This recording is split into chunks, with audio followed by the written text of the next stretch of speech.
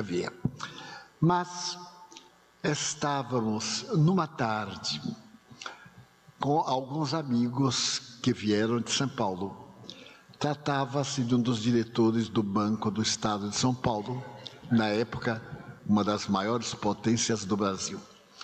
Esse cavalheiro era um espírita devotado. E ele vinha periodicamente a unir forças, receber mensagens dos amigos espirituais. A sua esposa era inglesa e também era fascinada pela comunhão com Chico. Estávamos nós três e chegou uma irmã da esposa do meu amigo. À noite da sexta-feira, após a reunião não tinha hora, tudo lá era diferente. Começava na hora que começava e terminava na hora que terminava, 2 da manhã, 3, 4, a depender da multidão. E como fazia muito frio, é uma região até hoje muito fria, nós íamos tomar o café da madrugada na casa do seu irmão, André. E é muito habitual em Minas o bolo de fubá, aquela bandeja enorme com bolo de fubá. O gosto é o mesmo no mundo inteiro, horrível, mas a gente adora. É uma coisa curiosa. E sempre íamos conversando. E eu estava na fase do deslumbramento com a mediunidade do Chico.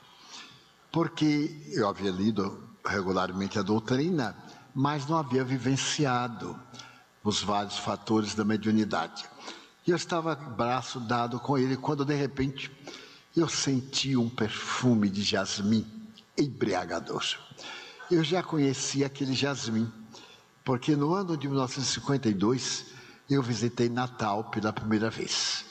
E fui hóspede de José e Dagmar Melo. Ela foi presidente da federação. Ele mantinha aqui uma grande casa, o Vidaceiro do Nordeste, do Norte. E eles me fizeram um grande favor, me levaram a Macaíba para conhecer a casa em que viveu Alta de Souza, com quem eu tinha uma vinculação muito grande. Tenho até 2 filhos com ela.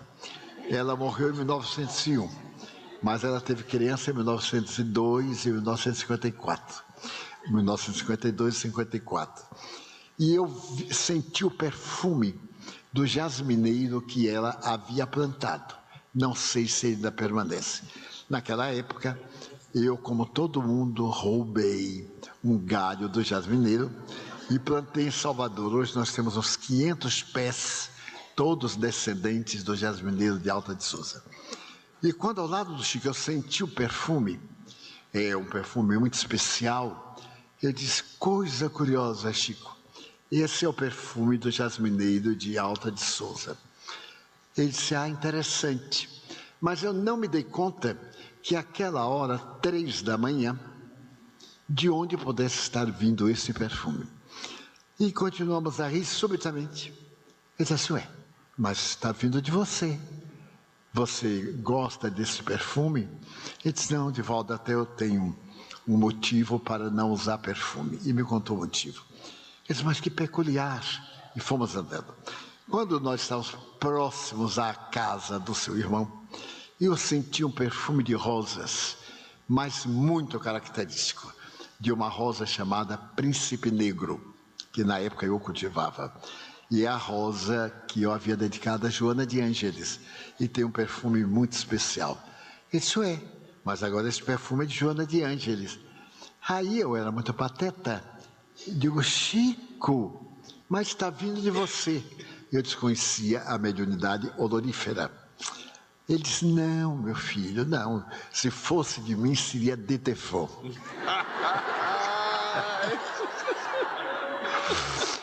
Aí é que eu disse, meu Deus, como é que pode uma pessoa exalar perfume? E fiquei impressionadíssimo. No dia seguinte, ainda estava naquele encantamento, e toda passava por ele, para ver nada, era o habitual. E ele me disse, eu gostaria de levá-lo para conhecer um dos casos mais comovedores da minha vida. O poder da treva, o poder da luz.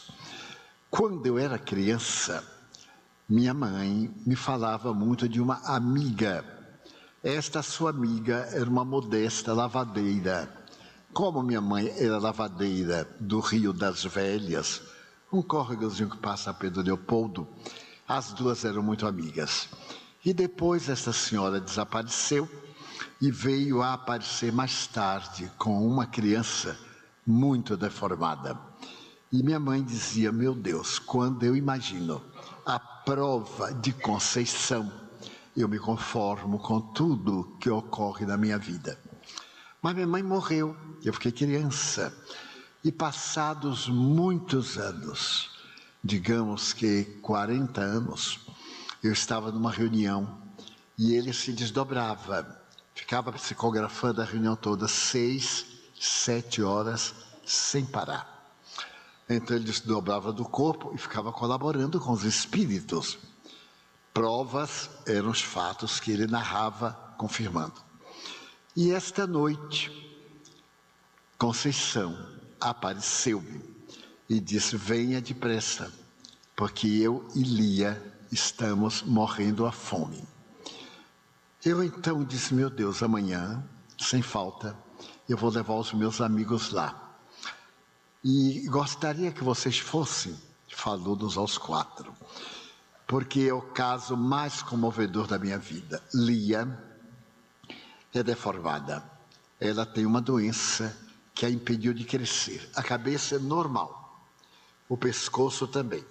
Mas a partir dos ombros não houve um crescimento. Ela deve medir, no máximo, 1 metro. O corpo é retorcido, como se fosse um parafuso à primeira vista. E ela é cega, surda e muda. E Conceição é a avó que toma conta. Elas moram aqui perto, em um local chamado Alapinha. E eu sou muito preocupado. Já comprei alguns víveres para elas, porque vivem lá na mata. E eu já fiquei comovido. Como é que se podia viver assim deformado, cego, surdo, mudo, mais de 40 anos? E então, ele chamou 2 táxis e nós fomos. Fomos conversando, eu ia sempre conversando com ele. E quando chegamos ao lugar ermo, tinha 2 choças e uma casinha de barro a pique, essas de varas com barro. Chegou e disse, olha para ali. Era um aclive e aquela casa modesta. Ele disse, Divaldo, aqui nessa casa eu tive uma das visões espirituais mais lindas da minha vida.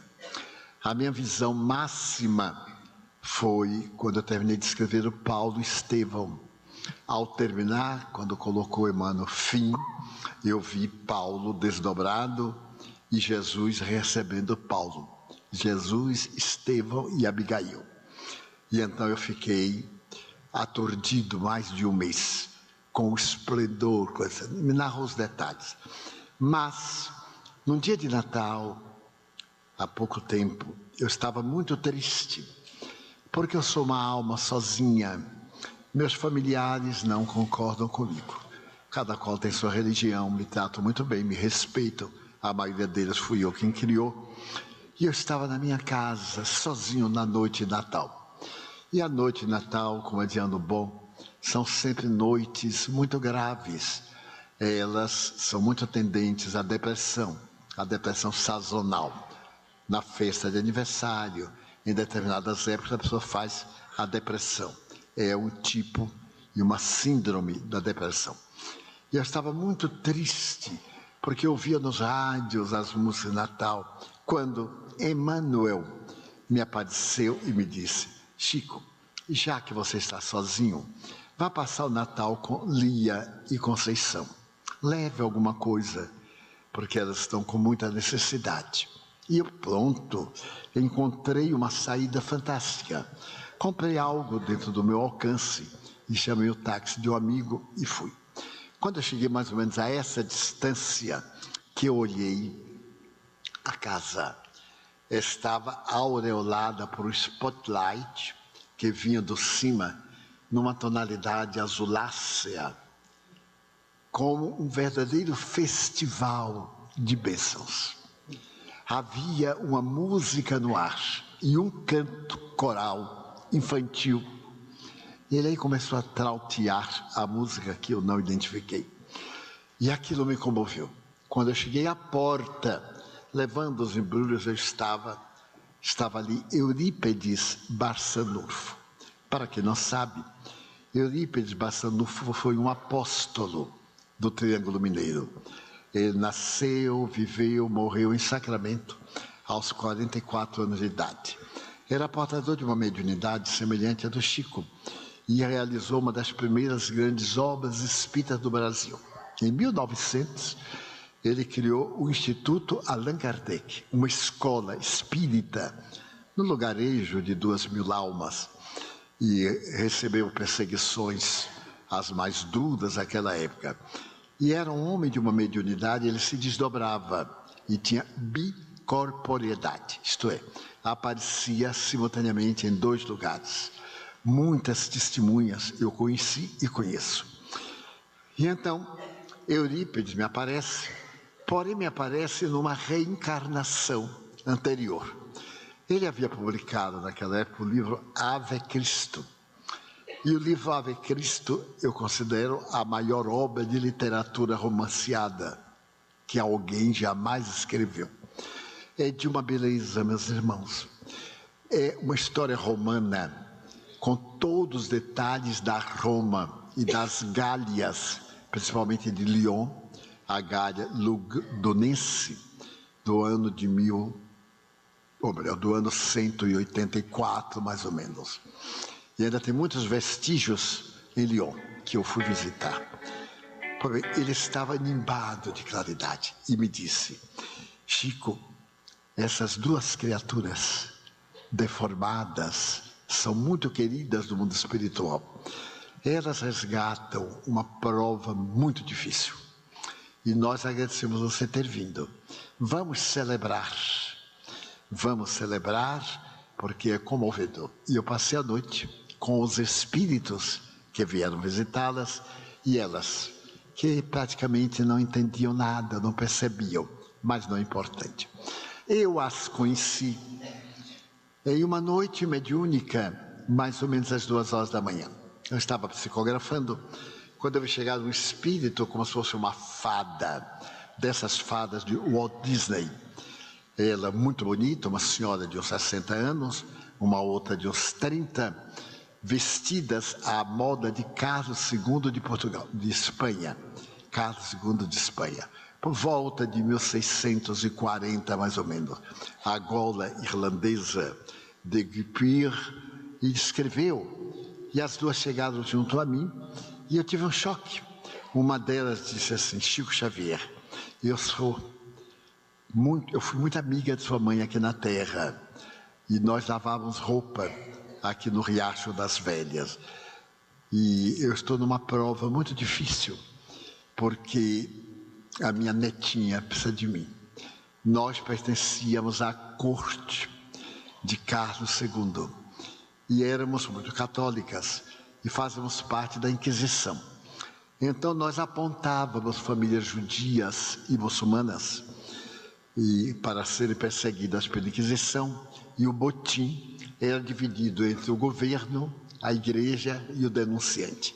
E fizemos uma fortuna colossal. Batemos muita gente. Muita gente foi para o cárcere, para a roda, para os tormentos. Mas para nós era natural, era uma coisa santa, a Inquisição. E então, a verdade era outra. Quando desencarnamos, experimentamos os terrores das nossas vítimas perseguidas. E nesses últimos 400 anos, as nossas reencarnações têm sido muito dolorosas. E esta é a última. Nós fazemos o estado de completistas, nos liberamos da lei. E eu fiquei deslumbrado com aquela senhora. Ela disse: venho lhe pedir para ir me visitar, porque eu e Conceição estamos morrendo à fome. E o nosso karma ainda não terminou. Precisamos de ajuda, de viver um pouco mais. Eu anotei, elas disseram onde moravam, eu anotei. E no dia seguinte, eu fui com minha irmã, Luísa, a irmã dele. Levamos carne, fizemos sopa, isso, aquilo. Eu dei banho na doentinha e ficamos fregueses. Mas nós também somos pobres e temos muita gente para ajudar. Muitas vezes eu fico aturdido porque não sei a quem. Aí eu elejo o pior e levo o pouco que eu consigo. E nasceu em mim um amor por elas duas, porque a história de Lia é impressionante. Ela morava, Lia, em Curral del Rei, é o antigo nome de Belo Horizonte. Até metade do século XIX, era chamado Curral del Rei. E pertencia a uma família muito rica, era uma moça muito bela. E naquele tempo as famílias negociavam os casamentos das suas filhas. E o pai dela negociou com outro fazendeiro muito rico de Curral del Rei. Casaram-se, ela conheceu o noivo no dia do pedido e no dia do casamento. E ela foi morar na fazenda. Mas o homem era um psicopata. Desde a noite nupcial, que ela experimentou o terror de um homem terrivelmente doente. E ele, com o ceder dos dias, apresentou um sintoma de ciúme doentio. Acusava de ter relacionamento com os escravos, com o feitor. E certo dia ele foi tomado de um espírito mau, com um tição em brasa. Ele queimou as partes pudentes para castigá-la, dizendo que ela estava traindo-o e que agora não poderia mais. E então o seu organismo genital passou a ter uma ferida terrível, que era cuidada com toda a ignorância. Colocava pucumã, aquele pó que se faz muitas vezes onde tem fogão a lenha, aquele pó negro cheio de micróbios. E ela ficou num estado deplorável. Mesmo assim, ela engravidou. Engravidou e uma senhora que fazia o papel de curandeira da região salvou-a. Ela ficou com feridas muito graves, cicatrizadas, e nasceu uma filhinha. O marido proibia de sair, inclusive nunca mais ela viu a família. Ficou lá no cativeiro. E a filha cresceu, era a sua diversão, era a sua vida. E por fim, quando completou 15 anos, o marido negociou com outro fazendeiro e a filha casou-se com um terceiro fazendeiro. Ela viu a filha sair e não pôde mais visitar. Mas a filha engravidou e quando estava perto do parto, a esposa pediu a ele: deixe-me ajudar minha filha.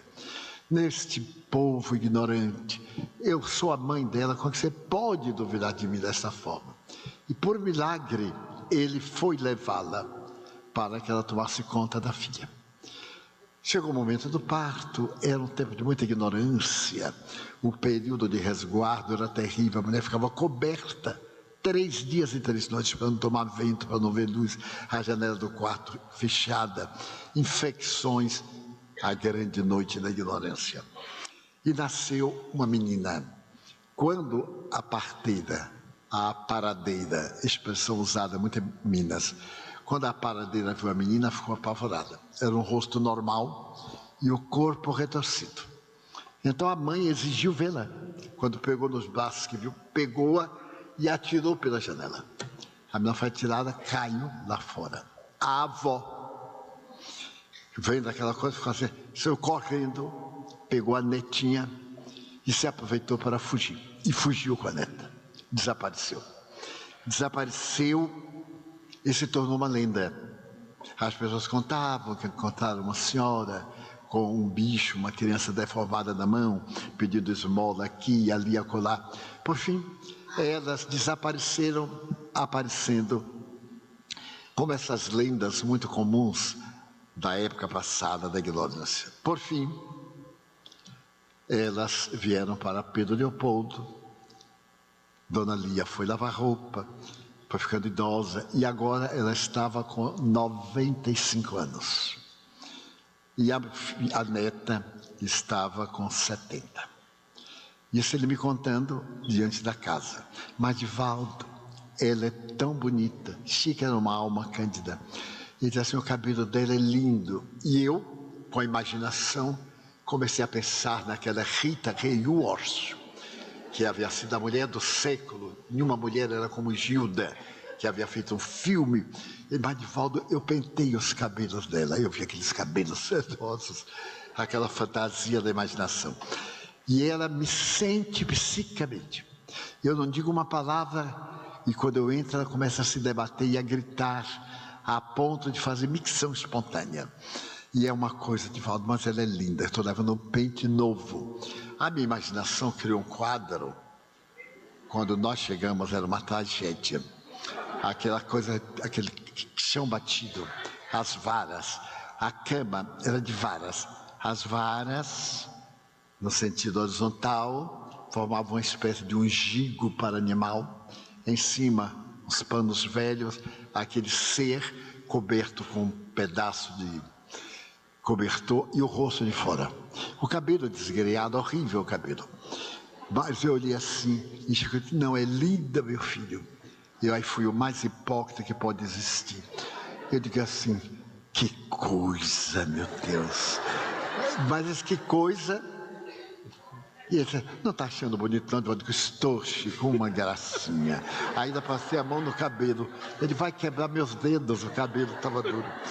E ela esperneava, ela gemia, ela chorava. E Chico começou a caminhar. Tenha calma, Conceição, eu vim para cá. E a irmã do Chico foi para a cozinha para preparar uma sopa. Ela trazia carne, nós chamamos carne verde, a carne fresca. E a nossa visitante, Dona Luci Pereira de Andrade. O senhor era Antônio Pereira de Andrade, doutor Antônio Pereira de Andrade. Quando viu aquilo, não estava acostumada, ficou estarrecida, hebetada. E a irmã também, ficaram as duas hebetadas. Fazia um frio de desencarnar fantasma. Então, a senhora com aquele vestidozinho de chita, seminua interiormente, arroxeada. Aí, a nossa amiga estava com um casaco de peles. Eu nunca vi nada igual. Tirou o casaco, vestiu da criatura. Aí Chico disse assim, nossa, como você está bonita, Lia. E a pobrezinha nem sabia o que era aquele bicho. Assim, faz calor, né, Chico? Que nem uma brasa, né, Chico? Faz calor. E foi à cozinha. Quando voltou, já estava tudo borrado de cinza. Chico falou, minha filha já tirou o selo, agora já é seu mesmo. Tal. E a velhotinha ficou aquecida. E nós ficamos ali. Oramos, demos um passe, preparou-se um lanchezinho para as duas. E a velhinha, murcha, trêmula, apesar do frio, ela diz assim, Chico, eu estou tremendo de felicidade. O doutor Andrade ficou tão comovido que disse, Chico, eu sou o provedor da Santa Casa de Misericórdia e poderei levá-las a São Paulo, interná-las na Santa Casa. Eu coloco no apartamento e elas têm uma vida regalada. Meus amigos, pasmem. Chico disse, não, Andrade, não faça isso. Deus as colocou aqui. Não nos cabe tirar daqui para botar no lugar que talvez não seja bom para elas. Se você quer ajudá-la, contratemos uma pessoa para vir socorrê-las, para limpar, ajudar, e você dá uma pequena cota para mantê-las. Aí o doutor Andrade fala, mas não tem dúvida, você estabelece, me faz este favor. Ele estava realmente comovido. Então nós nos comovemos e pronto, e beijamos Dona Lia, Dona Conceição, tudo. E eu saí impressionado como nunca até hoje. Bom, voltamos, tivemos as reuniões, despedimos, amigos, voltar a São Paulo, eu voltei a Salvador. No mês de dezembro, de janeiro, aliás, do ano seguinte, eu voltei a Pedro Leopoldo. E fiquei aguardando no sábado o Chico me levar para ver lá Conceição e a sua avózinha. E quando chegou no sábado, ele não me convidou. Nós fomos visitar os pobres do Abacateiro, do bairro dos Pássaros Pretos. Eu disse, Oeste, que eu queria tanto rever Dona Lia, Conceição. Ele disse, Divaldo, elas desencarnaram. Eu tinha dito a Andrade que se as separassem, elas morreriam, porque as duas nutriam-se do amor. Notem um casal que vive muito bem, muitos anos, quando um morre, o outro logo depois. Porque a nutrição do psiquismo, a ternura, as ideoplastias, esta vibração que sai, muitas vezes vaporosa, que nutre o outro, a carícia, que são energias em permuta. Ele disse, eu estava psicografando, quando o Dr. Bezerra de Menezes me apareceu e disse, Chico, neste momento, Conceição está morrendo. E nós vamos levá-la. Ela já se redimiu, vamos levá-la. Gostaríamos que fosse para os últimos instantes. Assim que terminar a reunião, não atenda ao público. Pegue o carro e vá para Lapinha. Isso foi mais ou menos em setembro. Eu terminei a reunião, pedi licença, saí correndo, peguei o carro. E quando chegamos lá, Divaldo, aquela cena do Natal estava mais festiva. Vou abrir um parênteses. Quando eu estive pela primeira vez em Toledo, na Espanha, e visitei o museu de El Greco, há uma pintura, A Morte do Conde de Orgaz, que é uma pintura clássica. El Greco é um dos gigantes do pós-renascimento. E eu fotografei muito essa tela porque me inspirou a fazer um seminário para mostrar as três dimensões: a Terra, o mundo intermediário, o inferno e o céu. E eu tenho em slides, no tempo que a gente usava slides para esses seminários. Eu fiz muito esse seminário do Brasil. Era o mesmo festival do Conde de Orgaz, fazia lembrar a tela. A casa estava coberta de flores e um coral de crianças cantava. Isto eu memorizei. Cantava em 4 vozes e dizia assim: rasgaram-se os véus da noite, novo dia resplandece, viajor descansa em prece, ao lado da própria cruz. No horizonte rebrilha uma aurora matutina, pois a morte descortina dia novo com Jesus. E vinham as outras, eu memorizei, mas era de uma beleza que ele disse, eu fiquei dominado pelas emoções. Aí entrei e vi no momento que o Dr. Bezerra desprendeu Conceição. Lia, com 96 anos, olhando o desprendimento, mas só tinha visão da matéria. Então, ela morreu e Emmanuel me recomendou providenciar um enterro modesto e levar Lia para Pedro Leopoldo. Eu a trouxe para cá. Arranjei um quartinho muito modesto aqui numa avenida, numa dessas ruazinhas, e fiquei esperando ela morrer. Então ela me disse assim, seu Chico, a minha filha, nessa época era neta, mas ela lembrava da encarnação de Carlos II. A minha filha me faz tanta falta. Somente eu a entendo. A gente conversava pela cabeça, pelo pensamento. Eu falava, ela respondia. Nós nos compreendíamos. O que será de mim agora? Isso quer dizer, Conceição, tenha paciência. Daqui a poucos dias você vai viajar. Vai viver num outro palácio. Num palácio mais bonito do que aquele de Madrid. Então, na próxima sessão mediúnica, Dr. Bezerra disse, hoje nós vamos levar Conceição. E queremos que você esteja presente. Terminou a reunião e ele correu, como de hábito, e foi para ver a despedida.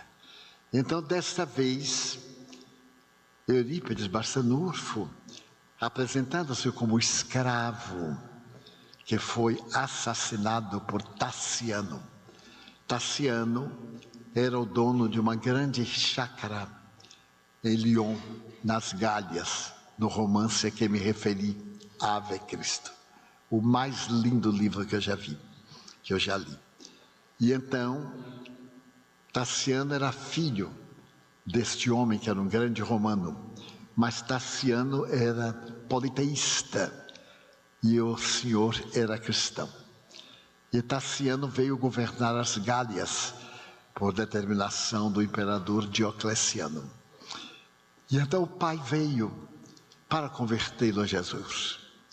Veio e criou um pequeno orfanato na região das Gálias e foi trabalhar como jardineiro na casa do filho, que o não reconheceu, ele estava muito desgastado, várias questões políticas de Roma, a traição da mulher, ele foi para o presídio, muito doloroso. E quando Tassiano adquire uma febre palustre, ele se dedica de corpo e alma e salva o filho. Então, no dia que o filho tem alta, ele resolve prestar uma homenagem ao filho, trazendo os órfãos, porque Tassiano estava muito sensibilizado. Ele plantou um rosal fantástico e o filho estava ali recebendo as visitas. Quando ele, irmão Corvino, trouxe as crianças. E naquele momento festivo, uma das crianças se destacou e perguntou assim: avôzinho, eu posso fazer aquela história? E o avô disse: pode. Era o Pai Nosso. Quando ele começou a ler, a cantar, a falar o Pai Nosso, Tassiano teve um susto e mandou soltar os cães amestrados, e os cães mataram umas 10 crianças. Principalmente essa criança que se chamava Silvano, rasgou-lhe o ventre e o velhinho correu para socorrer, colocou nos braços. A cena é muito pungente. E o velhinho pergunta assim: meu filhinho, o que é que você está sentindo? Ele disse: Jesus, estou sentindo Jesus. Está doendo? Ele disse: não, estou com frio. E morre nos braços. E Tassiano pega e manda pôr o pai num cátare, no presídio, onde o pai vai morrer mais tarde. Então, são essas cenas. E esse escravo, que foi também condenado, mais tarde se reencarna como Eurípides Barçanufo. Eu vejo pessoas lutando para terem sido nobres, para terem sido reis, rainhas. Não foi vantagem nenhuma. Vantagem foi ter sido ama, escravo, guardiães, ajudantes, que estão hoje bem, e os grandes, os poderosos estão hoje na miséria que fazem jus. Então, aparece com um número secto de espíritos nobres e libertam a pobrezinha da idosa, que desperta lúcida, perfeitamente lúcida, recupera a memória ancestral e vai para o mundo dos espíritos. Naquela semana, ela deu uma mensagem através de Chico Xavier. Essa mensagem é de uma beleza ímpar. Está num dos livros programados pelo Arnaldo, Vozes do Grande Além. Ela contando a sua vida espiritual e nos conclamando a paciência, a coragem e a resignação. Por que me lembrei disto? Porque vemos muitas vezes pessoas mal vestidas, mal cheirosas, e temos um escrúpulo, mesmo nós espíritas, alguns, ainda temos os nossos caprichos humanos de valorizarmos as criaturas pela persona, pela máscara, e desdenhamos, e criticamos, e muitas vezes maltratamos. Quantos filhos aqui, por certo, não cuidaram bem dos seus pais velhos?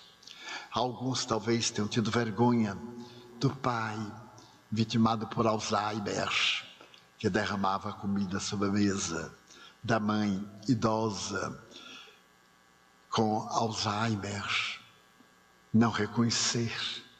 Então eu gostaria de, nesta noite, lembrar a claridade do amor aos nossos pais idosos, as noites indormidas das febrículas que atacam a todas as crianças. Essas crianças que choram a noite inteira e dormem o dia inteiro. E os pais quase enlouquecem de exaustão. Crescemos, esquecemos-nos, pensamos em nossa família, minha família. E os pais vão ficando idosos, vão ficando chatos, aborrecidos, avós implicantes, e nós vamos ficando esquecidos de que também vamos envelhecer. Porque a fatalidade da velhice é esta: se não morrer, fica velho. Quem não quiser ficar velho, morra, bem jovem. Mas ninguém quer morrer jovem. Então, isso faz parte da grande noite, da noite terrível que avassala. Quando eu vejo, na atualidade, o pensamento a respeito da eutanásia. Agora, em Portugal, vai ser lei a eutanásia. O hediondo crime do assassinato legal. A eutanásia, que tem sido discussão médica desde o século XVIII, em que uma parte médica nobre diz que a função da medicina é dar pelo menos dias melhores ao paciente, não é matar. E nós estamos tornando todo mundo um grande cemitério de eutanasiados. Suíça, Holanda, Inglaterra, França, todos aplicam eutanásia indiscriminadamente. Principalmente a idosos que têm casa, que têm dinheiro e estão demorando de morrer. Os herdeiros facilitam a herança pela eutanásia. E o mundo fica mais sombrio, mais escuro, mais terrível. Eu tenho a honra de ter meu pai morrido nos meus braços. A última coisa, ele me olhou com a vista já da espiritualidade e me perguntou: meu filho, você já perdoou? E ele perguntou o mundo que eu conheci. Ele disse: as surras que eu lhe dei, porque eu apanhei mais do que cachorro do Lu. Porque eu tinha mediunidade e meu pai implicava. Ele dizia que era fingimento, que morreu, acabou, não tinha isso. Toda vez que eu era surpreendido, que alguém me perguntava, eu falava. Eu sou do interior, quando eu chegava em casa, e a mediunidade era desenvolvida na chibata. Eu fui assim um médium de educação mediúnica, muito bom, uma chibata de bater em cavalo, daquela que tem o cabo e 3 pontas. Então, quando arde que vocês não fazem ideia, é uma beleza. Se essas chibatas iam voltar, não com 3 pontas, que é cruel, com 2, ia melhorar muito a sociedade, acabava metade da droga, porque hoje os pais não fazem isso, mas os filhos fazem com os pais. Matam os pais por causa da droga, tomam de tudo, furtam. E quantos pais vêm desesperados e dizem: peça a Deus para morrer meu filho, ou eu não ter que o matar. Porque eu já ouvi mais de 2 milhões de pessoas, uma a uma, em 72 anos. Então vejam que treva, né? Será que nós temos sido gentis com nossos pais idosos? Ah, minha mãe não foi muito boa para mim. Foi ótimo. Não lhe abortou. Já foi uma grande coisa. E se não fez melhor é porque não sabia, ignorou. Minha mãe não sabia, era analfabeta. O que é que ela podia fazer por mim? Meu pai era semi-alfabetizado, mas era um homem notável, cumpridor do dever. Nunca nos faltou nada. Qualquer coisa ele nos educava. Lá em casa, há 70 anos já tínhamos um psicólogo, tinha um psicoterapeuta pendurado atrás da porta. Qualquer coisa ele dizia assim: vá. E a gente já ficava bom na ida. Quando ia buscar o psicoterapeuta, já ficava curado. Depois da terapia, e ninguém ficou de mal com ele, 13 filhos. Mas ele morreu nos meus braços e me disse assim: meu filho, me perdoe. Eu disse: mas pai, o senhor foi fantástico. O senhor me educou para as surras que o mundo tem me dado. porque o mundo bate em todos nós, de uma forma ou de outra. Hoje eu tenho resistência, muita resistência para dores físicas. Eu me acho um elefante. Para dores morais, não tanto. Porque aprendi, porque ele dizia assim, chore, e eu, para pirraçado, não chorava. Ele me mata, mas eu não choro. Aí aprendi a controlar as lágrimas, não foi uma bênção? Foi uma coisa formidável. Eu não recomendo essa terapia a ninguém, mas que é boa, funciona. Isso eu garanto. Mas então ele morreu nos meus braços. Minha mãe, morrendo. Não vim aqui fazer autobiografia. Está no contexto do tema.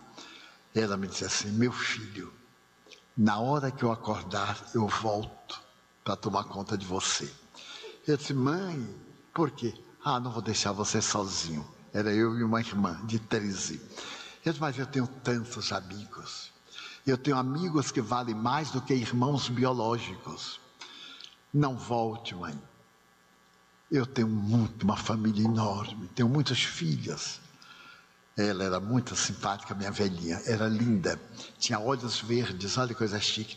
Até parece que ela é mãe de Raul Teixeira. Eu tenho uma dúvida danada, que vai ver que ela é mãe de Raul e não minha. Ela batia assim na mão assim, não discuta com sua mãe na hora dela morrendo. Era uma chantagista. Depois ela desencarnou, aqueles olhos de esmeralda desencarnaram, e ela saiu do corpo lúcida. Ficou em pé, junto do cadáver. O cadáver deitado, minha irmã aprontando. Eu sentado aos pés da cama, segurando o pezinho. E aí ela me olhou. Quando ela viu que eu estava vendo, Di, você está me vendo? Estou, mãe. Aí Joana de Ângeles chegou para ela e disse, Ana, você lembra que Edivaldo lhe contava uma história de São Francisco? Ela disse, lembro. Então faça. Porque quando São Francisco estava muito mal, Frei Leão chegou para ele e disse assim, meu pai, eu tenho um homem que é muito perverso com o jumento que ele tem. O jumento está cansado, está doente, e ele maltrata o jumento. Ele monta no jumento, ele fustiga, ele bate. São Francisco, mas que perverso, vá buscar este homem. Traga-o para eu poder repreender. Quem é ele? Frei Leão disse, sois vós, o vosso corpo, vosso jumentinho há 44 anos vos suporta. E o Senhor não tem compaixão, ainda se deita despido sobre as cinzas, ainda obriga-o com o câncer, ele tem mal de Hansen também, e o Senhor ainda exige, São Francisco, meu doce jumentinho, perdoa-me, meu doce jumentinho. Eu contava isso à minha mãe, ela se comovia, e eu também. E então Joana disse, está o jumentinho, Ana, 86 anos. Ela se ajoelhou, um atavismo, e começou a falar com o corpo morto. Se eu não fui boa para você, me perdoe. Eu não tive um ataque, porque não sou de dar ataque, mas vê-la se despedindo assim do corpo. E ela me disse, Di, eu vou voltar. Eu vou voltar, meu filho. Eu disse, não volte, mãe. A senhora sofreu tanto. A terra é a nossa escola. A senhora agora vai para um reino de paz, de beleza. Ela disse, meu filho, eu vou voltar. Eu calei a boca. Uma semana depois, eu estava numa cidade do Paraná chamada Castro. Era um auditório um pouco menor. E de repente eu virei o rosto na palestra. Ela estava a 5 metros, com um vestido cujo tecido eu lidei com o meu primeiro ordenado. Eu fui funcionário, quando eu recebi o ordenado eu comprei um vestido de seda, e minha irmã fez para ela vestiu uma vez e disse, quando eu morrer eu quero ir com esse vestido que o meu filho me deu. E ela vestiu depois de desencarnada. Entra na minha palestra e disse, fale para eles que a vida é indestrutível. Diga para eles amarem meu filho, perdoarem, não guarda mágoa. Quem carrega mágoa carrega lixo mental. Fale para eles que aqui estamos nós, os imortais. E eu vi dezenas de espíritos familiares das pessoas. E eles formavam um coro de bênçãos atendendo às criaturas humanas, porque nós não estamos sós. Allan Kardec perguntou: os espíritos interferem em nossa vida muito mais do que imaginais, a ponto de que são eles que vos conduzem. Se nós temos raiva, atraímos espíritos infelizes, odientos, que nos levam a detestar. Se nós temos alegrias, atraímos espíritos bons, gentis. Se nós estamos bem, atraímos mentores nobres, anjos guardiães, como diz a igreja, que nós também chamamos guias ou anjos guardiães. Então, de acordo com o nosso padrão vibratório, os nossos acompanhamentos. Que nos custa? Se você não tem nada o que fazer, ore, preencha a sua cabeça de oração. Mas que preço? Olá, meu Deus, como é que vai, velhote? Tudo bom? Eu estou aqui na luta, me ajude. Fale com a vida, dedique-se a esta resiliência transcendental. Lembre de que a morte não manda mais aviso. Antes mandava, telegrava, daqui uma semana eu venho. Agora não. Agora pega a gente na rua, é horrível. Pega a gente assim no teatro.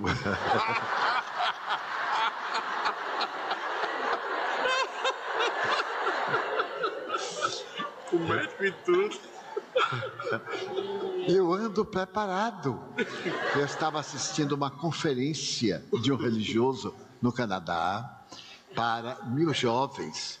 Ele de pé, e ele disse assim: porque a nossa vida é muito tênue. Aí ele caiu morto. Vocês devem ter visto isso na internet, no Facebook. Que coisa. Eu de vez em quando digo assim: porque a gente pode morrer a qualquer hora. E digo para você: que não seja a minha hora. Mas a gente não pode programar. E no fato de morrer, que bom quando a gente está bem. Que maravilhoso quando tudo a gente consegue ordenar, controlar, compreender, resignar. Acender uma luz na escuridão. Note uma treva e um pirilampo, uma luciérnaga, um pirilampo. Acende até uma fábula de La Fontaine, muito interessante. Um pirilampo estava na borda de um lago e uma vaca estava do lado. Aí o pirilampo saltava e iluminava. Aí a vaca olhou para o lado e tinha um sapo. E a vaca disse para o sapo: olá, irmão, hein? Nós somos tão grandes, mas não brilhamos. O sapo disse: mas este miserávelzinho, eu vou apagar a luz dele. Jogou peçonha sobre o pirilampo. O pirilampo disse: por que você faz isto? Ele disse: porque tu brilhas. Notem, aqueles que têm inveja de nós, hein? Tu brilhas e eu não. O pirilampo sorriu, bateu as asas e continuou brilhando. E o sapo continuou sapo. Então não deixemos que a baba peçonhenta dos sapos empanem o brilho da nossa luz. E sejamos nós a luz que brilha na escuridão. Porque há muita gente necessitando de uma réstia de luz. Então, desde aquele dia, minha mãe passou a me aparecer, principalmente quando eu viajo. E ela é muito romântica. Às vezes vou me deitar tarde da noite, cansado, me jogo na cama e ela faz: Di, já orou? Eu digo: mãe, estou chegando agora, calma. E ela sorri: meu filho, ore, você vai viajar na barca de Caronte, até ficou oculta, não sei como. E não sabe se amanhã você vai despertar além do Letes, o rio que Caronte levava as almas para o outro lado. Quando eu desperto pela manhã e as minhas hérnias dão lições horríveis, ela faz: meu filho já orou. Eu digo: não tive tempo, as hérnias ainda não deixaram. Tenha paciência, deixa eu me livrar da hérnia primeiro para depois eu orar. Ela diz: você vai viajar nos braços do sol e não sabe se vai chegar ao crepúsculo. Eu digo: nossa, que coisa, não tenha pressa. Então, esses sentimentos bem puros. Antes eu falei um pouco técnico, agora eu quero falar o coração desta noite. Amar aqueles que nos amaram, que nos deram o melhor de si, mas também aqueles que nos criaram problemas. Deus me deu a honra de ter muitos problemas, ter encontrado muitos problemas. Ninguém chega a 92 anos de idade sem passar praticamente por tudo, mas passar muito bem. Tenho inimigos, porque Deus tem, mas não sou inimigo de ninguém. Pode me fazer o que fizer. Eu brigo um pouco antes. Fico latindo, falo mal e depois eu perdoo. Primeiro eu descarrego, depois eu perdoo. Minha irmã dizia que isso não me dá de novo, isso é falta de vergonha. Ela possuía um outro código de ética. Era muito interessante, minha irmã, era um temperamento muito forte. E quando alguém fazia qualquer coisa que ela não gostava que fizessem comigo, ela disse assim, você tem que ficar de mal. Eu disse, mas por que eu tenho que ficar de mal? A pessoa não gosta de você, então já basta. Mas não vou ficar de mal, falta de vergonha. Isso não é, Jesus não está mandando, Jesus quer que a gente seja corajoso. Quando não gostar, que mande para o inferno durante várias encarnações. Eu digo assim, é um código novo, né? É um novo evangelho. E eu tenho um filho adotivo, que ele é médico e é a pessoa das mais gozadas. Ele, quando está com raiva, ele fala assim, tio, evangelho à parte, mete o pau na pessoa. Agora o evangelho pode voltar. Então, vamos tornar o nosso mundo de sombras um mundo de luz encantadora. Porque nós, todos nós, necessitamos do amor. A pessoa que não ama está doente. Tem uma problemática na área da afetividade. E ainda não se dispôs a romper, tem medo de amar. Eu li uma obra também desse mesmo autor americano, Rollo May, em que ele dizia que as pessoas têm medo de amar. E eu não acreditei. Eu disse, cara, ninguém tem medo de amar, imagina. Mas eu comecei a perguntar a meus amigos, a fazer uma enquete. Eu digo, então, o que é que você acha do amor? Na atualidade, não me deixa eu prender por ninguém. Ninguém merece o meu amor. Eu digo, mas como não merece? Não, eu me prender a uma pessoa, depois me dar o troco. Eu digo, mas então não é amor. Se você espera o troco, você está negociando. O negócio é de querer bem, cara. Faz de tudo para conquistar. Se não conseguir, fica contente, porque pelo menos a gente ama. Porque o amor faz bem a gente. Dá alegria de viver, dá meta. Imagine a gente viver sem um afeto, sem a esperança de um abraço, de um beijo, de uma ternura. É muito doloroso. Esta é a pior solidão. Aliás, Sri Aurobindo dizia que solidão não é ausência de gente, não. É ausência de ideal dentro de nós. E é verdade. Quando a gente não tem ideal, para que viver? É o chamado, minha vida não tem sentido, ponha sentido. Há muita gente carente, precisando de amor. Lá na mansão e no nosso centro, nós ouvimos as pessoas, o atendimento fraterno. E um dia chegou uma senhora e me disse, eu vou me matar. Eu disse, mas por quê? Divaldo, ninguém, eu não consigo namorado. Nem para me dar bofetada eu consigo. Eu digo, não, minha filha, mas é uma benção. Mas é demais, ninguém me ama e tal, queixou. Eu disse, pois bem, eu vou me declarar, eu vou começar a gostar da senhora. Ela disse, mas você vai gostar para casar? Para casar não lhe garanto nada, porque eu já sou casado. Sou casado com o espiritismo, aí fica feio, 2 chapéus, fica ridículo. Então ela disse, mas a minha vida, e eu fiquei muito penalizado. E eu disse para ela, quando a senhora vai se matar? Ela disse, agora, amanhã, hoje, eu vim falar com você porque eu te quero muito bem. E aí chorou muito, eu também chorei, eu não deixo ninguém chorar. Se chorar, eu choro também. Porque chorar sozinho não dá. Quando ela terminou, quando acabou, disse assim, se eu lhe pedir uma semana, se ela vai morrer hoje ou amanhã, que diferença vai morrer segunda-feira? Então, vamos adiar para segunda-feira. Pode ser. Eu digo, já ganhei segunda-feira, já ganhei uns 5 dias. Venha comigo para a Mansão do Caminho. Eu tenho lá tanta gente precisando de amor. Vem tanta gente sofrida, velhinhas solitárias, que tomam conta dos netos e as filhas, estão pelo mundo. Tem crianças que não sabem o nome da mãe, nem do pai. Uma criança me disse assim: tio, eu sou a pessoa mais infeliz do mundo. Uma menina linda. Eu disse: mas por que, minha filha? Eu não tenho ninguém. Eu disse: como? Você não tem ninguém? Não. Eu digo: e eu, o que é que faço? Não, é diferente. Eu entendi o que ela queria dizer, mas aí eu apertei. Então, não, realmente minha vida não vale nada, né? Mas eu dei a minha vida para tomar conta de você. Seu tio Nilson, nós temos aqui 40 tias que tomamos conta das casas, isso não vale nada. Só vale se for uma mãe cachaceira, que apanha do sujeito todo dia, aí vale que é minha mãe, é da minha carne. Então isso vale, realmente você não tem ninguém. Ela tomou um choque, disse: mas tio, é isso que você quer. Sua mãe me deu você, botou aqui na lata do lixo. Mas ela fez por amor, porque ela viu que não podia cuidar de você e disse: se eu der para Edivaldo, ele vai cuidar. E eu cuidei, até agora. Você é linda, parece muito comigo, é linda, entenderam? Hereditariedade.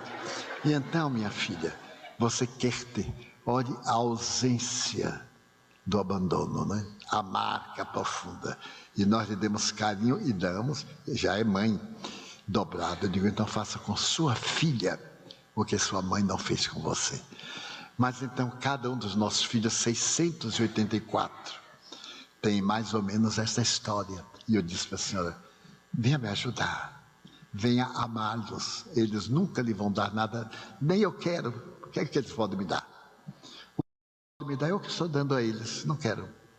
E de fato, alguns saíram, nunca me telefonaram, nunca mandaram cartão de Natal, nunca mandaram postal. Um dia eu encontrei um e ele disse assim: tio, lembra de mim? Eu digo: lembra, é claro.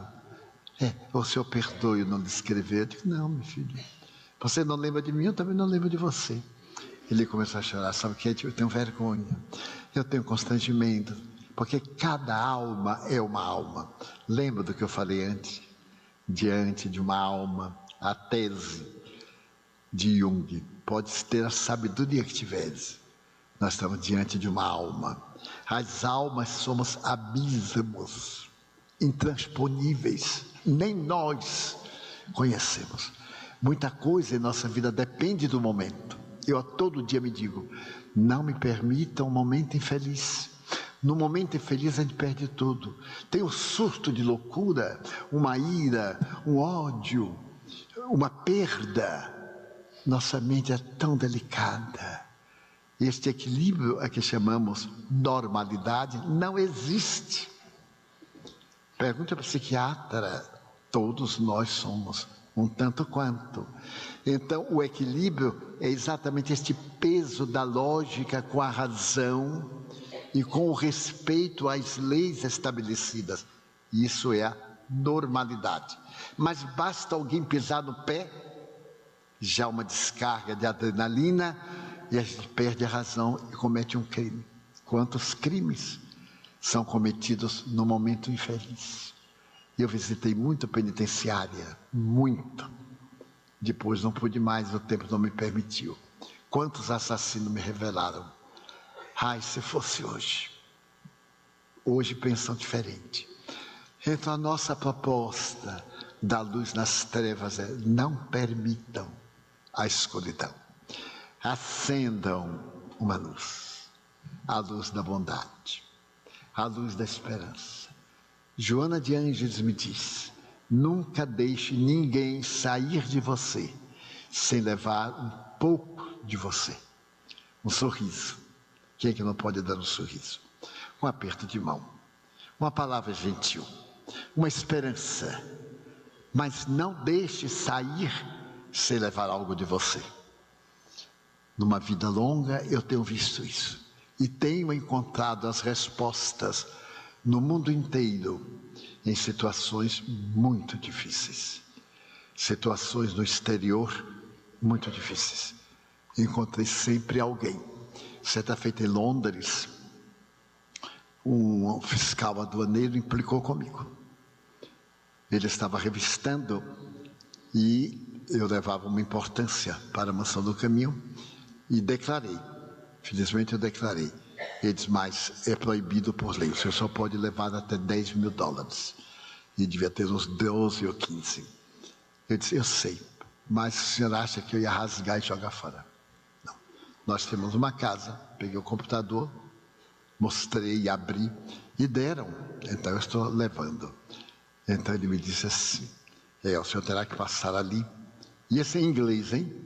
Imagine o que eu falei para esse homem em inglês. Só Deus e ele é que sabe. Então, tem que passar ali, você vai ficar retido. Eu olhei bem para o homem, bem. E disse assim, primeiro, eu não vou ficar retido. Eu sou um mensageiro da paz. Eu tenho um título de representante da paz no mundo. E estou em paz. Pago a multa, pago o que for. Mas a soberba dos senhores eu não vou aceitar. Porque a minha missão é desarmar os maus e soberbos. Então os bons espíritos chegam e a coisa vai adiante. E ele terminou me dando um abraço. Outra feita na Alemanha, eu levava uns livros traduzidos para vender. Sempre levei. E então, quando fomos passando na alfândega, ele disse, o que são isso? Eu disse, livros. Para quê? Para vender. Mas você não sabe o que é proibido? Eu digo, não sei o que é proibido. Eu sei que tem que pagar uma taxa, mas não sei quanto é. Ele então abriu e eu tinha 50 livros, traduzidos ao alemão. Ele pegou, leu e disse assim, é livro religioso? Eu digo, é sim, senhor. Também em inglês. Então, ele me olhou bem e disse, olha, você vai ter que pagar 70 euros. Eu digo, graças a Deus. Até 100, ele acha. Um pouco mais a gente vai discutir. Aí o homem me olhou muito e ele me disse, quanto você vai ganhar pelas conferências? Eu disse, nada, eu faço por amor. Na minha religião, nós não cobramos, nós damos. Cobramos seminários para poder ajudar obras de beneficência.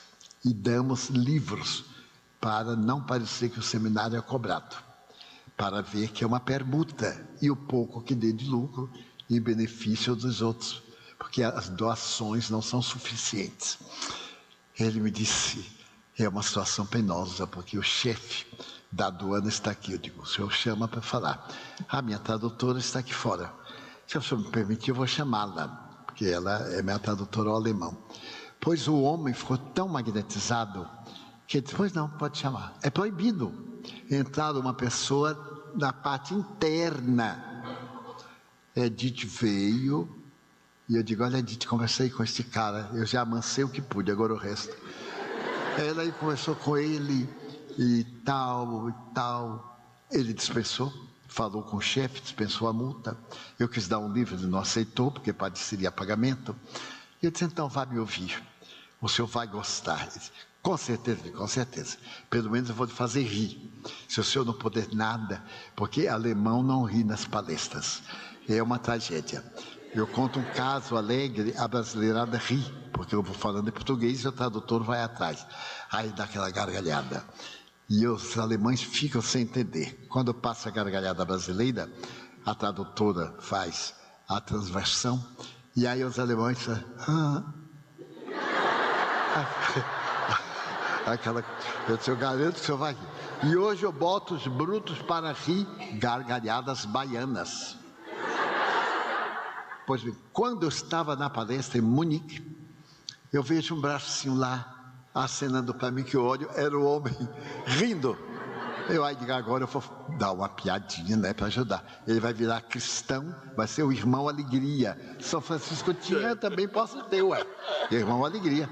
Aí contei uma boa assim de aduana, eu sei umas lindas de cobrar aduana, etc. Pois bem, ele então riu.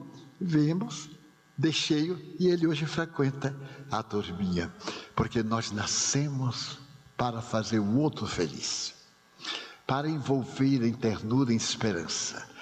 Tanta gente pessimista, como foi a primeira parte da mensagem, mas agora otimista, a parte final que nós vamos levar para casa. E vou concluir com um fato que eu já contei aqui há muitos anos, em um outro seminário. Quando eu dispunha de mais tempo, eu atendia moribundos. Mas hoje a mansão é uma pequena cidade. Nós atendemos mais de 5.000 pessoas por dia. Somente crianças são 3.550, desde uma maternidade até o curso médio, e vamos entrar dentro de 2 anos a criar uma universidade, um curso superior. E então não tem tempo nem de rezar. Mas naquele tempo eu tinha, e morava num bairro muito modesto, e quando morria alguns dos nossos clientes, sempre mandavam me chamar para ouvir as palavras finais. Era muito comum. E certo dia, alguém bateu a porta de nossa casa. Era uma senhora afrodescendente que estava morrendo e morava no meu bairro, o bairro do Uruguai. A invasão nos pântanos. No Recife é chamado Alagados, ou seja, não é Alagados, é um outro nome. Na Bahia, Alagados e etc. Então, eu fui. Era uma casa de sopapo feita de vara, paus e barro. E era uma senhora negra, afrodescendente, muito bonita, e que aplicava passes maravilhosos. E ela estava morrendo de tuberculose. Então ela me disse, a mim e ao Nilson, estou morrendo, meu irmão, e quero lhe contar os meus segredos. Porque eu nunca perguntei nada, nunca pergunto nada a ninguém. Ninguém pode dizer que eu perguntei. Só num caso de intimidade, etc., mas tenho todo cuidado e respeito pelo próximo. Ela então disse, o irmão me ama, eu faço parte da nossa casa, e o irmão não me conhece. Mais de 20 anos de amizade. Eu digo, realmente, eu não conheço. Ela disse, eu tenho um filho, meu irmão. Meu filho hoje é médico, e eu quero lhe fazer um pedido. Eu estou morrendo. E meu filho vai lhe procurar para saber o que é que eu conversei com o irmão antes da minha morte. E o meu irmão não conte. Eu estava na minha juventude muito pobre. E um dia de muita fome, eu me entreguei a alguém por um prato de comida. E este único encontro, eu concebi. O indivíduo continuou comigo, e quando ele me viu grávida, ele disse que não era dele. Não tinha outra alternativa, me resignei. E ele disse que ou eu matava, ou ele me deixava. Eu optei por criar meu filho. Ele me deixou. E eu fui trabalhar, lavando roupa para famílias. Trabalhava num turno, lavando roupa no outro. Aí meu filho quis fazer medicina. Ele era preto, negrinho. Tão negro, eu o vestia de roupa branca, que botaram o apelido dele Mosca no Leite. Porque é aquela coisinha pretinha na roupa branca, naquele tempo usava linho J120. Era um tecido muito bonito. Por fim, meu filho foi estudar medicina. E um dia, eu estava vendendo acarajé, quando o senhor me disse, a senhora faz o melhor acarajé da Bahia. Eu sou médico, professor, e venho da universidade comprar acarajé. Eu perguntei, senhor professor, o senhor conhece por acaso um menino chamado Mosca no Leite? Claro, é meu aluno de anatomia. Eu digo, ai meu Deus, que oportunidade. Doutor, este rapazinho, eu não tive coragem de dizer que era meu filho, para ele não se sentir humilhado, ser filho de uma vendedora de acarajé. É meu filho de batismo, eu sou madrinha de toalha dele. O senhor poderia dar oportunidade a ele na sua clínica? Posso me ajudar, prepará-lo, pois eu vou lhe dar acarajés gratuitos enquanto meu filho frequenta lá. E fiquei amiga do professor e meu filho foi trabalhar com o médico. Passaram-se os anos e chegou a época da formatura do meu filho. Eu então tinha que ir para a formatura. Comprei um vestido de seda lamê vermelho, fica muito bonito, né? Comprei 2 pares de sapato com salto, porque eu só usava tamanco. E quando eu botei o primeiro salto, eu caí. Aí eu comprei um para treinar e o outro para calçado da formatura. Mandei fazer o vestido vermelho com a flor amarela enorme aqui, porque numa negra ficava muito bonito. Espichei o cabelo. Agora o cabelo é sombreiro. Naquela época eles pichavam a ferro, espichei o cabelo, aquela coisa. E então, o meu irmão, pode imaginar, comprei o anel de formatura, era rubi, era a pedra, médico era verde. Comprei a pedra verde, a esmeralda para meu filho, guardei, aluguei um carro para nos levar no dia. E à véspera, meu filho lindo, irmão Divaldo, meu filho chegou e disse: mamãe, eu tenho 2 pedidos para lhe fazer. Pois não, meu filho. Eu estava de frente do espelho, me ajeitando e via-o pelo espelho. Mamãe, eu queria lhe pedir para você não ir. Por quê, meu filho? Não, mamãe, pela nossa condição social, racial. Eu tenho medo que alguém lhe humilhe, eu não ficaria bem. Então, se eu lhe pedir para não ir, você se incomoda? Não, meu filho. Eu até agradeço. Eu estou aqui para lhe servir. Mas eu fiquei tão triste. Eu queria tanto ver meu filho se formar. Mas ele me deu essa ideia. Podia ser mesmo que alguém me humilhasse. Então ele me deu tiro de misericórdia. Sabe o que é, mamãe? Eu vou com minha noiva. Eu estou noivo da filha do meu médico, do meu chefe. Era uma moça branca. E ela é que vai desfilar comigo. Eu então vi que meu filho tinha vergonha de mim. Senti uma dor no coração, como um infarte. Mas aguentei. Mas meu filho, você não me falou que foi noivo? Mamãe, eu não queria lhe preocupar. Você sabe como é a sociedade, sei o quê. Ele foi dando desculpa. Eu disse: pode ficar tranquilo que eu não irei. Mamãe, tem outra coisa. Se você adoecer, não precisa você ir ao meu consultório. O meu mestre, meu amigo, vai me dar o consultório dele. Ele tem o melhor consultório da cidade de Salvador. E eu vou ser o herdeiro, vou casar com a filha dele, a família toda aceita. Então eu não quero que você vá, porque lá o consultório é de pessoas distintas. E você vai assim, pode ser humilhada. Você me chama ao telefone e me deu um cartão. Eu disse: meu filho, você sabe que eu não sei ler. Não se preocupe não, eu não vou precisar de você nunca. Porque pobre não tem doença. Pobre só tem diarreia e bronquite. Então a gente trata com chá, com isso aqui. Aí eu fui compreendendo que ele tinha vergonha de mim. E eu disse: não se preocupe, eu lhe adoro, meu filho. Eu não irei ao seu consultório, pode ficar tranquila. Mas você não está triste, mamãe? Não, meu adorado filho.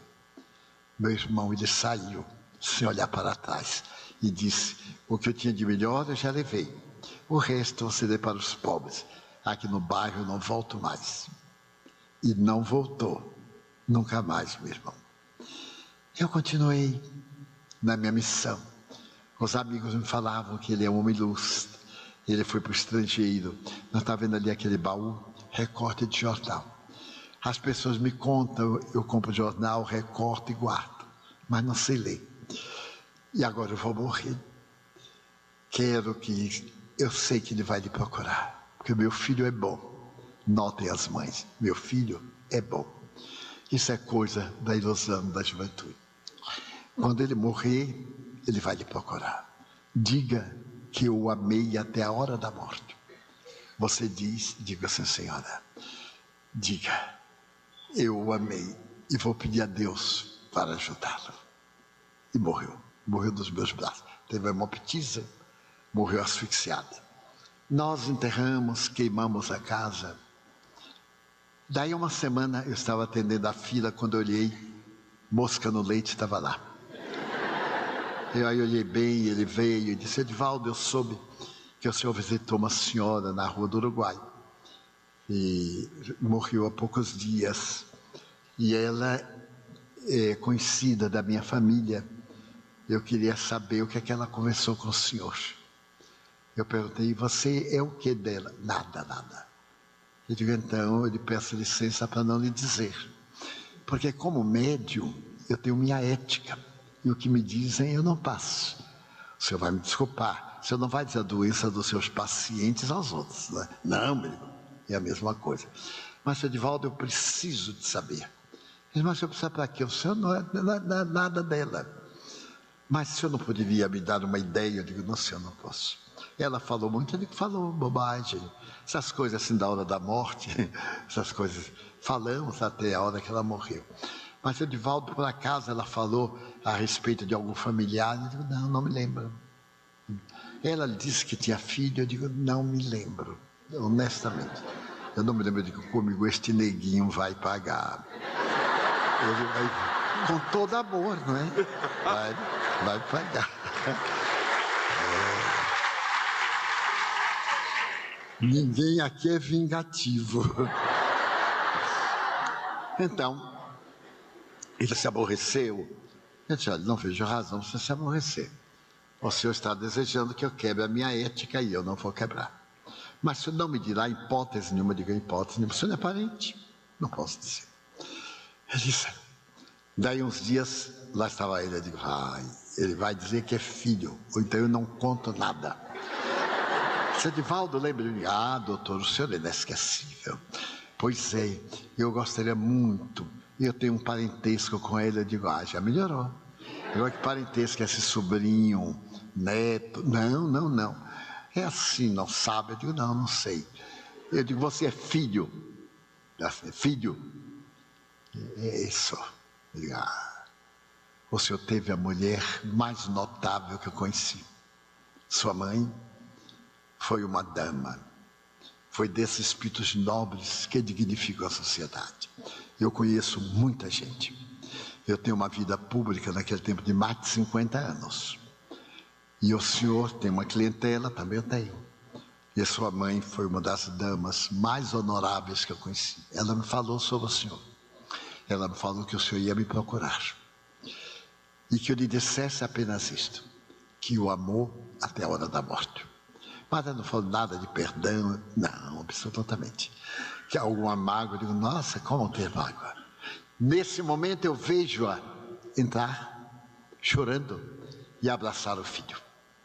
E ela me disse assim, diga que eu amo. Eu digo, mas não vou contar o que ele fez com a senhora. E ela, acarinhando ele, eu digo, olha, ela comentou que o senhor depois se casou, não teve mais facilidade de voltar, a situação mudou muito, o senhor teve que tomar conta também do seu sogro adoentado, o senhor recebeu o consultório dele, teve filhos, tudo isso, mas que ela o adorou até a hora da morte. Ele me abraçou e me disse assim, na doutrina que o senhor prega, há perdão? Eu digo, a nossa vida é o eterno perdoar. Então, seu Edivaldo, eu fui um filho péssimo. Eu tinha vergonha de minha mãe, porque eu me tornei um médico brilhante. Mas o problema da nossa epiderme, e eu tinha um desgosto tremendo e até uma certa mágoa de ter sido filho dela. Eu disse, são as ilusões, meu amigo. Hoje ela está no reino dos céus e nós estamos aqui na labuta difícil. Eu disse, quanto eu me arrependo não ter vivido. Quanta fome ela passou para me manter na faculdade. Eu disse, eu imagino. Ele disse, o que é que eu posso fazer? Eu digo, a casa que ela morava, eu queimei. Porque é uma casa de tuberculose. Mas o terreno está lá. O senhor poderia levantar uma clínica em homenagem a ela. Clínica Dona Fulana de Tal. E uma vez por semana ia atender os pobres do bairro. O senhor disse que não voltaria por causa da sua clientela, mas agora o senhor vai voluntariamente. Ele disse, isso me redime? Ele disse, redime. Ele começou a frequentar. Foi comigo. Nilson, que tinha áreas de arquiteto, engendrou a clínica. Ele construiu a clínica. Começou a atender. E há uma semana, mais ou menos, uns 10 dias, nós estivemos no bairro para acompanhar o Dr. Juan, que ia para fazer uma conferência no bairro que tem, entre muitas, um centro espírita. E eu me lembrei tanto desta mulher extraordinária e deste homem, porque ele se tornou o médico dos miseráveis. Já estava economicamente muito bem, fechou o consultório dele, e até a hora da desencarnação, ele era mais velho do que eu, ele continuou lá atendendo e a clínica continua funcionando em nome dela. A luz na escuridão, a luz do amor na escuridão. É esta luz, o amor, a caridade ensinada por Jesus, a ternura que nós podemos oferecer. Quem é tão pobre que não pode dar um sorriso, que é tão pobre que não pode fazer essa pergunta de Madre Teresa. A gente encontra alguém e diz: posso lhe ser útil? É uma forma delicada. Em vez de dizer, quer que eu lhe ajude ou que ajuda? Posso lhe ser útil? Eu aplico isto. Quando a circunstância me permite, posso ser útil. E muitas vezes eu já ouvi assim: pode. E aí eu fico sabendo que, e realmente nós podemos. Outras vezes a pessoa está de mau humor e diz: não quero a ajuda de ninguém. Briga, trata mal, escarra, deixa para lá. Então gostaria que este seminário, que o coração amado de Natal me permite. Eu venho a Natal há mais de 60 anos. Todos os anos, menos o ano passado. Todos os anos. Aqui eu conheci um homem santificado, o senhor Abdias, que foi um missionário que colocou luz, foi pioneiro dos dias difíceis. Aqui conheci vários trabalhadores do Evangelho de Jesus, vários grupos espíritas de desobsessão, vários, não vou citar nomes, para que a memória não me traia com vários corações afetuosos. Sempre tive muitos corações amigos e generosos. Como poder esquecer de Sales Asfora, um homem devotado, um árabe, casado com uma palestina, dedicado ao bem espírita de escola. Então, em homenagem a esses corações, uma grande médica, casada também com um árabe, dedicada, o período das mulheres, Dona Dagmar Melo, Maria Banhos, uma outra, Alba, e tantos que se dedicaram ao bem e colocaram a luz da doutrina espírita flamejante nos períodos mais difíceis da nossa querida Natal, do nosso querido interior, onde eu estive em inúmeras cidades, algumas delas bastante tumultuadas, mas levando a esperança. Então gostaria de pedir a Deus que nos envolva em paz, que saiamos hoje um pouco diferentes e que não reclamemos de nada, porque nós temos tanto, Deus nos deu tanto, que não necessitamos de nada. Então que nós possamos dizer: meu Deus, muito obrigado por tudo que me deste, por tudo que me dás. Muito obrigado pelo ar, pelo pão, pela paz. Muito obrigado, Senhor, pelos olhos meus, que me permitem ver o céu, a terra e o mar, a ave ligeira que corre fagueira pelo céu de anil, e as flores verdes em tonalidades mil. Muito obrigado, Senhor, porque diante da minha visão, eu vejo aqueles que são cegos e vivem na escuridão, tropeçam na multidão, choro na solidão. Eu oro por eles, porque eu sei que depois desta vida, na outra lida, eles também enxergarão.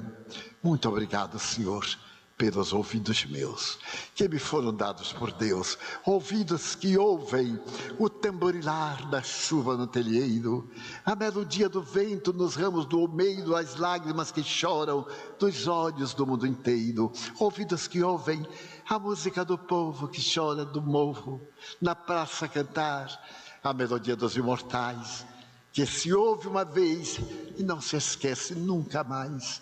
Pela minha faculdade de ouvir, pelos surdos eu te quero pedir, porque eu sei que depois desta prova, na vida nova, eles também cantarão.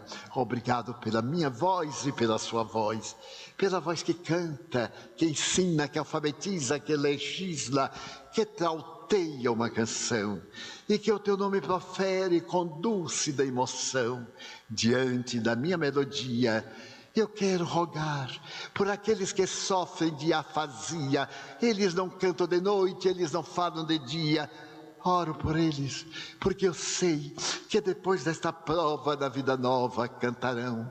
Obrigado pelas minhas mãos, mãos que aram, que semeiam, que agasalham, mãos que tiram angústia, mãos que atende a dor, o sofrimento, o desamor, pelas mãos de filosofia, pelas mãos de cirurgias, de poesias, de psicografias, pelas mãos de sinfonias, pelas mãos que atendem a velhice, a dor, o desamor, pelas mãos que no seio embalam o corpo de um filho alheio sem receio, e pelos pés que me levam a andar sem reclamar. Muito obrigado, Senhor, porque eu posso bailar diante do meu corpo perfeito. Eu te quero louvar, porque eu vejo na terra aleijados, amputados, marcados, que não podem caminhar. Eu oro por eles, porque eu sei que depois desta expiação, da outra reencarnação, eles também bailarão. Muito obrigado, por fim, pelo meu lar. É tão maravilhoso ter um lar. Não importa se é uma mansão, se é um ninho, um bangalô, se é uma casa no caminho, um duplex, seja o que for, mas que dentro dele exista a figura do amor. Amor de mãe, ou de pai, de mulher, ou de marido, de amigo ou de irmão. A presença de alguém que me dê a mão, porque é muito triste viver da solidão. Mas se eu a ninguém tiver para me amar, nem um amigo para ajudar, nem um apoio para caminhar, nem assim eu reclamarei. Pelo contrário, direi: obrigado, Senhor, já que eu não tenho lar, nem um cão, nem um gato para me acompanhar. Eu quero te agradecer porque nasci. Muito obrigado porque creio em ti, pelo teu amor. Obrigado, Senhor, pela sua atenção. Muito obrigado, senhores.